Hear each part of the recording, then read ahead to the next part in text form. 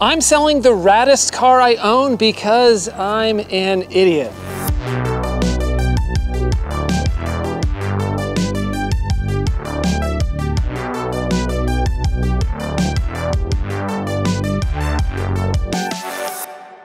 Right behind me is my 1990 ASC McLaren Pontiac Turbo Grand Prix. No, it's not an actual McLaren, no matter how much I tell myself that it is. This is actually one of the raddest Pontiacs ever built, and certainly one of the most rare. The Turbo Grand Prix was built for the 1989 and 1990 model years only. It was a joint effort between GM, American Sunroof Corporation, and McLaren Engine. It features a turbocharged 3.1-liter V6, reworked and reinforced by McLaren to achieve 205 horsepower, 75 more than the base model. You also got 16-inch gold basket weave wheels, upgraded suspension, unique bodywork, and functional hood louvers. 0 to 60 time was respectable for the era, 7 seconds, and it could reach 128 miles per hour. It's believed that fewer than 3,500 of these cars were sold. So yes, it's not often that you're gonna see one of these on the road. And no, it's not that McLaren. Back in the 1970s, Bruce McLaren's North American operations were spun off into a separate organization. And it's this US-based McLaren that helped create the Turbo Grand Prix.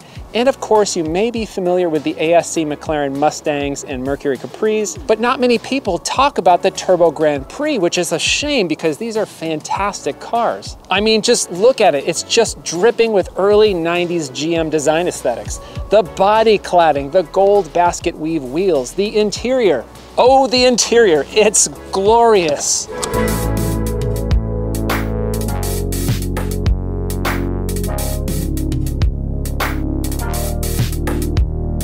Pontiac was known for buttons, and gosh darn it, this Turbo Grand Prix delivers. Who needs airbags when you can have a face full of buttons?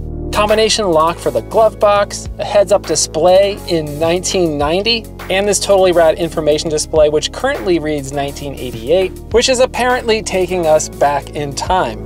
And this interior is really well crafted, and these seats, they're some of the most comfortable seats I've experienced with a ridiculous amount of adjustability.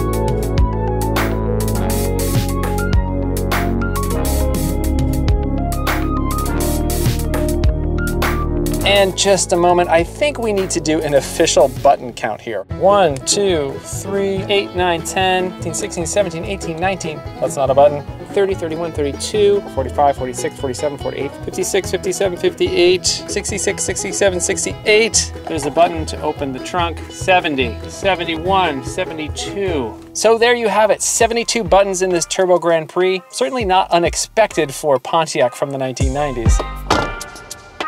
And here under the hood is that 3.1-liter turbocharged V6, and you just have to hear the exhaust. It sounds lovely.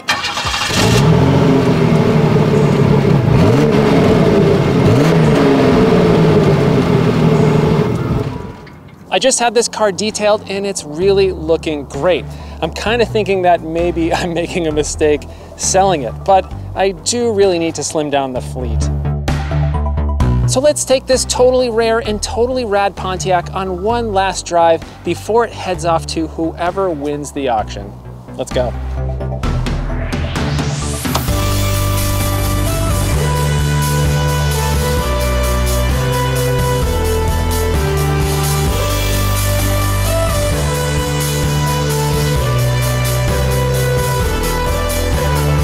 So you might be surprised, this Pontiac is actually one of the more reliable cars in my fleet. Starts up every time, always gets me to where I need to go. GM's 3.1-liter V6 was in a ton of cars, but of course this one has been reworked to make more power and reinforced to handle that extra power. It's not a ton of power, but you know, it's got more than a stock 3.1. And once you get going, you're treated to an incredibly comfortable driving experience. This is not a sports car. I think this is probably more like a Grand Tourer. The suspension is comfortable. It's a little soft. You can get around these corners kind of quickly, but it's definitely meant more for comfort than outright speed. And I gotta say it again, these seats are just so comfortable. And I'll never tire of staring at this sea of buttons.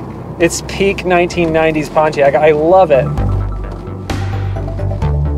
How gonna have to take this auction listing down because I don't really want to sell this car. But I have too many cars. I need to make some space for probably another car. One thing that I appreciate about this Grand Prix is that it actually feels really solidly built. Maybe something you wouldn't expect from 1990s General Motors, but this has a surprisingly solid feel. Okay, yeah, there's some squeaks and rattles. Yeah, there's quite a few squeaks and rattles. But I'm basically referring to the chassis. It feels really well buttoned together.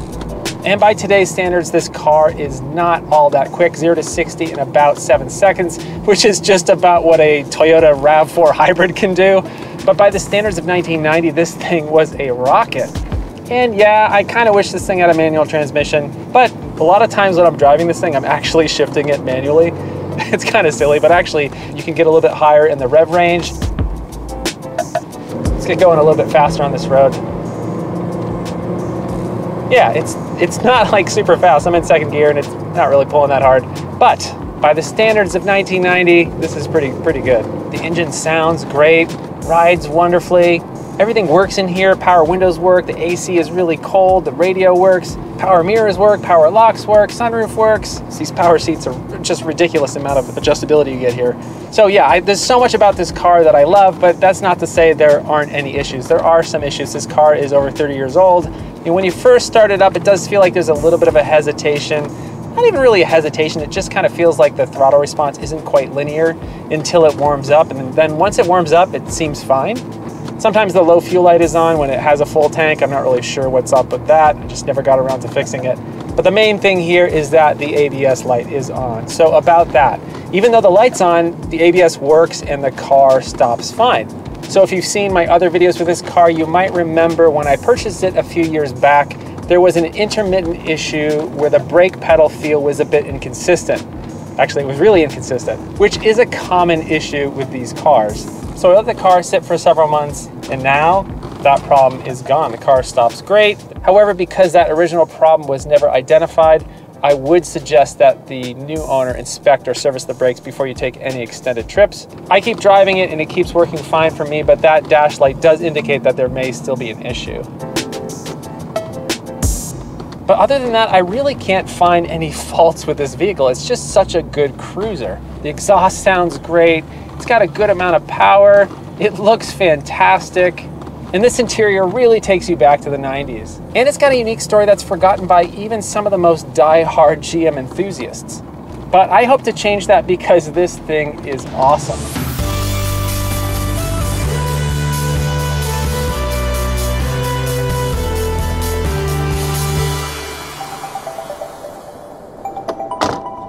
So overall, the car is in pretty fantastic shape, but like any 30-plus-year-old vehicle, there are a few minor issues. So let's take a little walk around. So right here on the front, everything looks pretty good. There's a couple small paint chips right here on the bumper, really tiny.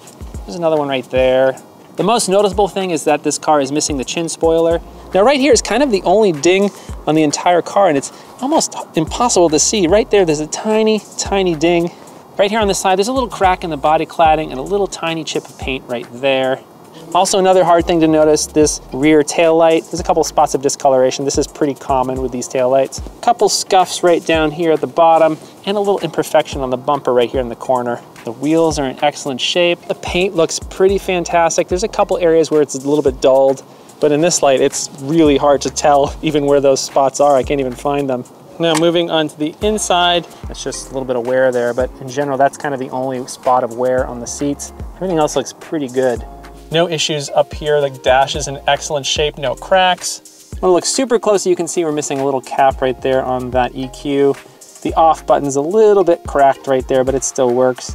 Everything else in here is just really, really fantastic.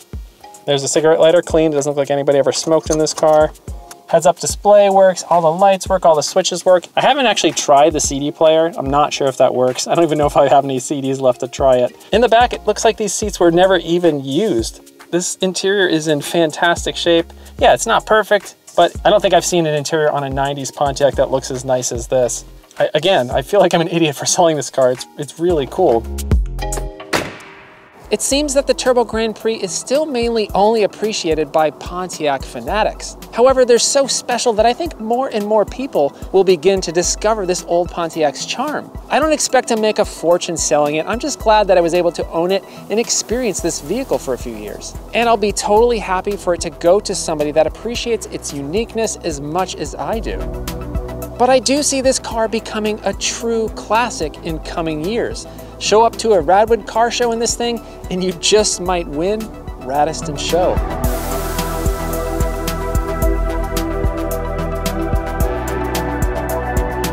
If you like this video, please consider hitting that subscribe button and the bell icon so you can get notified of all my new videos, updates with my fleet of weird 80s and 90s cars, new car reviews, used car reviews, travel stories, and more. If you'd like to help support the show, please consider buying a Hello Road t-shirt at helloroad.tv/shop. You can get this one right here with the Nissan Pulsar NX Sportback, one of my favorite cars ever.